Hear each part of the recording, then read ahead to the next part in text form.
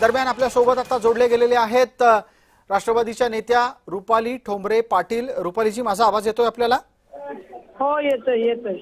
आता ही जी ताजी घडामोड आहे ही आम्ही आपल्या प्रेक्षकांपर्यंत घेऊन आलेलो आहोत। असं म्हटलं जात आहे की खरातनं नरबळी दिलेला असू शकतो। सरकारी वकिलांनी ही बाब न्यायालयामध्ये मांडली आहे। तुमच्या लेखी हा दावा कितपत वजनदार आहे आणि या प्रकरणाला काय वळण यामुळे मिळू शकतं? बंधू बाबा खराताचा तपास चालू आहे, त्याच्यामुळे तपासासाठी मेहरबान कोर्ट 100% तपासाची कस्टडी वाढवून देणार आणि त्याच्यामध्ये त्यांनी असा नरबळी असेल किंवा अजून कुठला बळी आहे तो निश्चित दिला असू शकतो, परंतु तो इन्व्हेस्टिगेशन मध्ये समोर येईल आणि तेच इन्व्हेस्टिगेशन करण्यासाठी त्याला पोलीस कस्टडी मिळणार।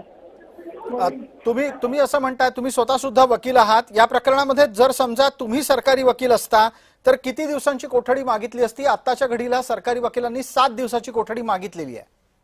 7 दिवसाची दिल्यानंतर पुन्हा परत एक्सटेंड करता येते, जसे जसे गुन्हे 7 दिवसामध्ये इन्व्हेस्टिगेशन होतात, त्याच्यामुळे 7 दिवसाच्या मध्ये जी काही मेहरबान कोर्ट देईल त्याच्यात परत वाढवता येते पूर्ण डिटेल इन्व्हेस्टिगेशनसाठी। बिलकुल रुपालीजी, आपण स्वतः वकील आहात, या निमित्तानं हाही मुद्दा आपल्या समोर मी घेऊन येतो। बचाव पक्ष काय या निमित्तानं त्यांच्याकडून युक्तिवाद करू शकतो? बचाव पक्षाने युक्तिवाद केला तरी काही उपयोग नाहीये।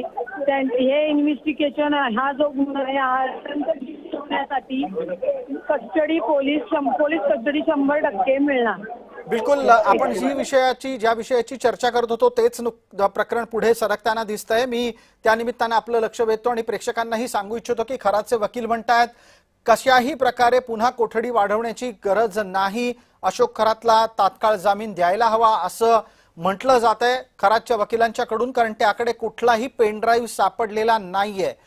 थोड्या वेळापूर्वी सरकारी वकिलांनी जो मुद्दा मांडला होता तो खोडून काढण्याचा इथे प्रयत्न होतोय। रुपालीजी, लक्षात घ्या, त्याच्या बचावाच्या वकिलाचं आर्ग्युमेंट करणं काम आहे, पण ते आर्ग्युमेंट किती लिगली आहे त्याच्यावर मेहरबान कोर्ट निकाल देत असतं। त्याच्यामुळे त्यांच्या आर्ग्युमेंटला काही उपयोग नाही।